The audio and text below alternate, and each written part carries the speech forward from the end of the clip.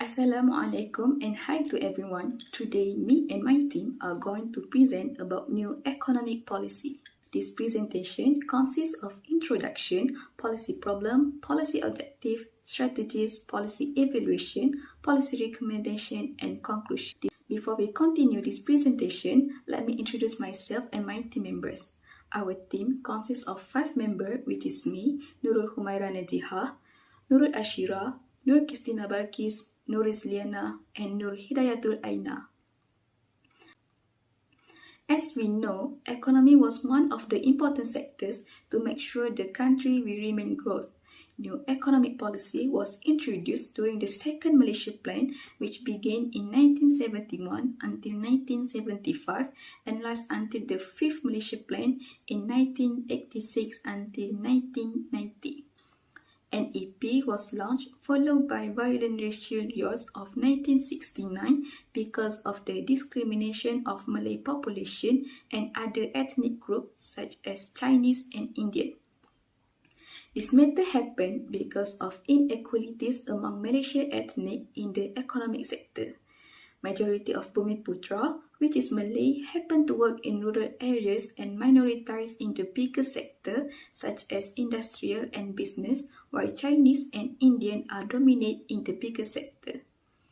In other words, an EP was developed to eliminate income gaps across ethnic boundaries and establish equal economic opportunity for all ethnic groups because it is understood that economic inequality may threaten the stability of the country.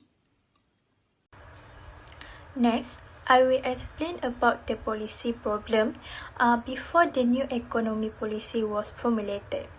For the first policy problem is about economy unbalance. Economy unbalance happened because of the government practices economy discrimination towards non-Bumi, which is the majority of the working class was made up of the Indian and Chinese, while most of the smallholder farmers were Malays. However, in Sabah and Sarawak, there were a few people working for wages, with more individuals engaged in farming and working the land. For the second policy problem is about ethnic tension. The West Riot in May 1969 triggered a national public effort to address Malaysian ethnic inequalities. This angered Malay nationalist groups, leading to violent clashes, mostly between the ethnic Malay and Chinese. The riot lasted until July 31, causing hundreds of deaths, primarily among the Chinese. For the third policy problem is about poverty. At that time, Bumiputra was lacked access to education and economic opportunity, while overall education level improved in the late colonial period. The system still left many Bumiputra with inadequate skill, particularly in English, which were necessary for participation in the growing non-agriculture economy. This situation has caused a very wide gap between the Chinese and Malays in terms of sources of income because they received a complete equipment, especially in terms of education, before the Malay. This situation made a worsening ethnic tension in that country. That's all from me about the policy problem. Thank you. Assalamualaikum. My name is Nur Christina Balkis binti Aslimi. Now, I'm going to present about the objective of New Economic Policy or NEP. In NEP, there is 2 objectives, and the first one is to eradicate poverty among all Malaysians. In 1970, half of the country's population live in poverty and has significant economic differences between ethnic. The poverty among Bumiputra is higher compared to non-Bumiputra. Also, Bumiputra live in rural area compared to Chinese, where they live in urban area. This is due to the occurrence of poverty among the population. Next, the second objective is to restructure Malaysian society so identification of race with economic function and geographical location is reduced. Most Bumiputra are involved in agriculture, meanwhile Chinese involved in mining manufacturing. This causes each ethnic to work in different sectors, and these differences has led to significant economic and residential disparities. Therefore, this policy is implemented to achieve both objectives. Now, I pass this to my friend to continue about this strategy. Okay, thank you for the presentation. I will continue with the strategy of new economic policy. The first strategy we have here is a geographical development. Since many ethnic Malays were still involved in traditional agriculture, it's especially in the paddy and rubber industry, the NEP concentrate on bringing the gap between rural and urban areas in order to boost agriculture output and give rural residents more economic options. Land reforms were put into place. Among other things, this involved giving land to impoverished rural Malays so they could acquire agricultural land and use it to boost their income through successful farming methods. The gap between rural and urban poverty was lessened by investment in irrigation, infrastructure, crop diversification, and agriculture-related technologies, which is also raised rural resident earning. The second strategy, which is the redistribution and social justice, a fundamental idea in the new economic policy approach to affirmative action. The NEP places a strong emphasis on social justice, which include addressing the economic inequalities brought about by colonialism, apartheid, and historical injustice in order to achieve wealth distribution and guarantee economic equality. Affirmative action becomes a cruel entrustment by giving Bumiputra, the indigenous Malay population, more economic opportunity and addressing inequalities between ethnic Malay and other groups such as Chinese and Indian community.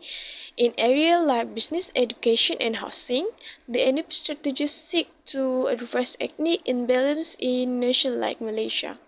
While the concept of affirmative action emerged in the United States in 1960, many other countries have adopted similar strategies, often incorporating them into broader economic and social reform.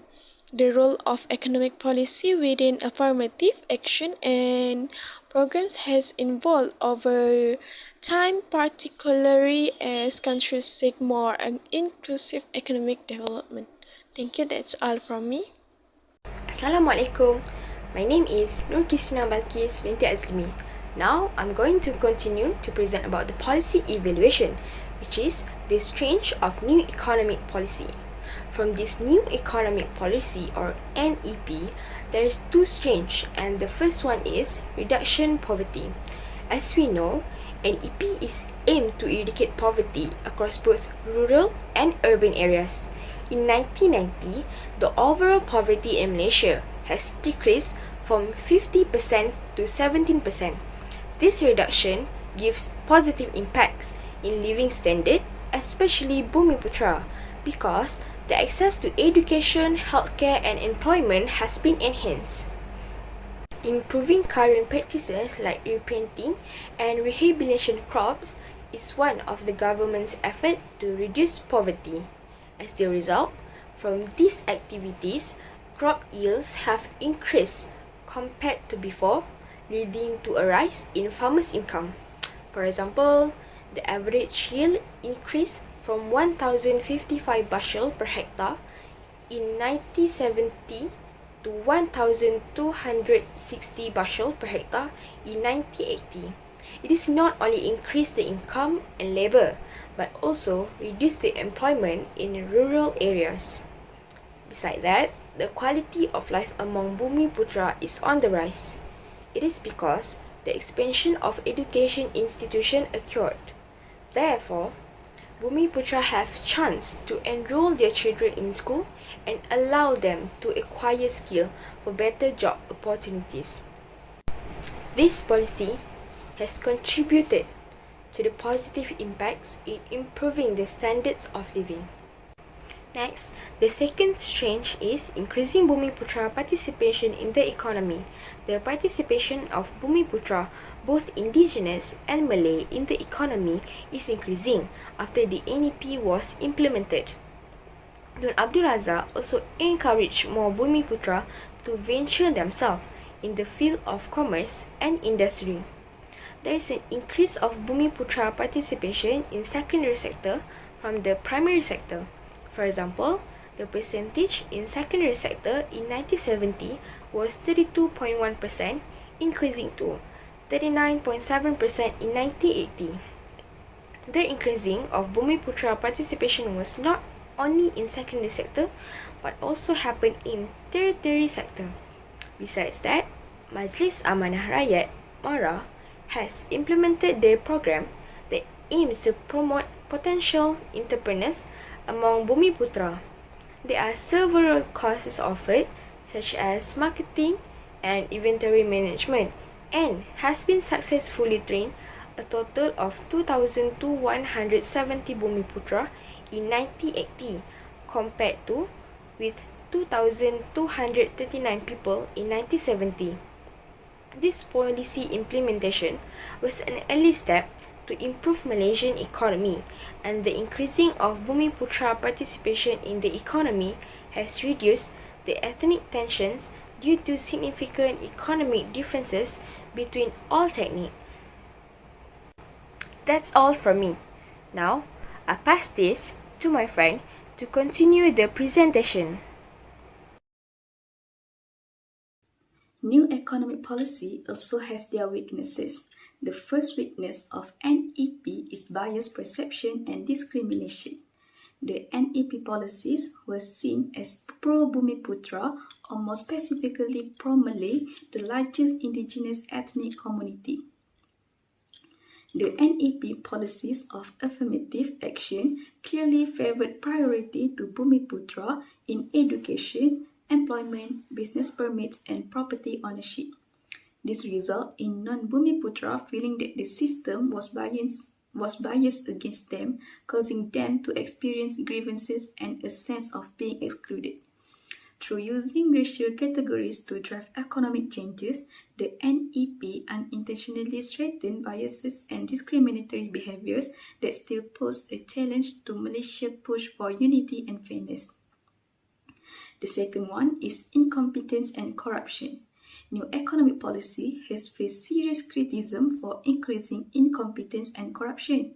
The use of risk-based quota in education, business, and government position under NEP frequently result in the selection of people based on their ethnicity rather than their qualification.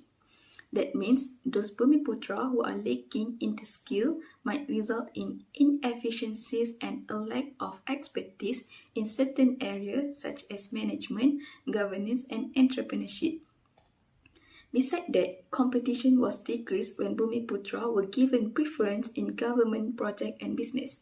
This resulted in a culture where political connections were more important than qualification, leading to friends being chosen over skilled individual or business, and impact to increasing corruption in business and government. Hi, Assalamualaikum. My name is Nur Hidayatul Aina binti Rahman. So here I want to give some recommendation for strengths and weaknesses of NAP. For strengths, rebuilding rural development program is important for poverty reduction. Increasing agriculture productivity through technology application can enhance rural income and quality of living. Expanding small-scale industries, developing tourism, and stimulating the information economy can stimulate new economic opportunities. Improving rural development expenses, including graded road, clean water, and internet connectivity, can integrate rural sector into urban market. Raising Bumiputera community awareness with interest in entrepreneurship is key to inclusive growth. Accessing low interest found through bankable project and grant can promote the creation and growth of Bumiputera businesses.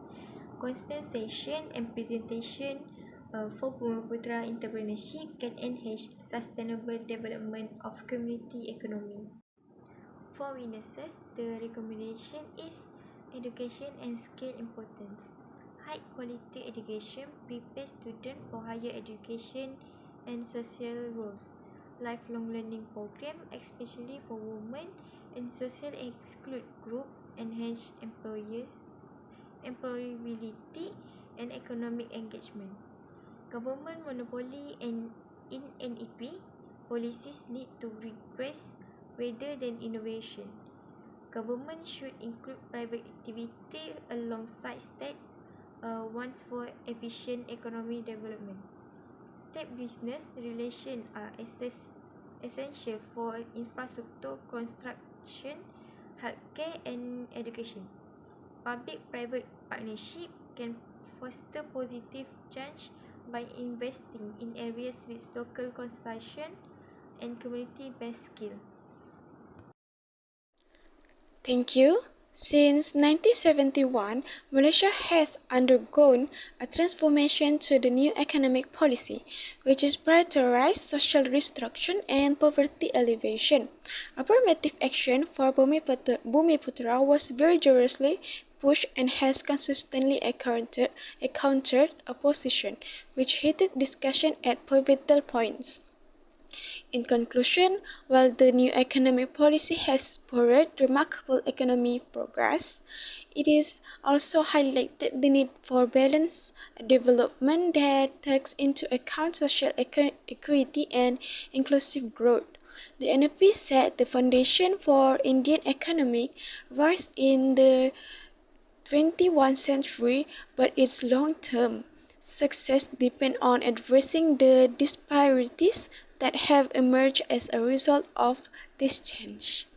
Thank you, that's all from me.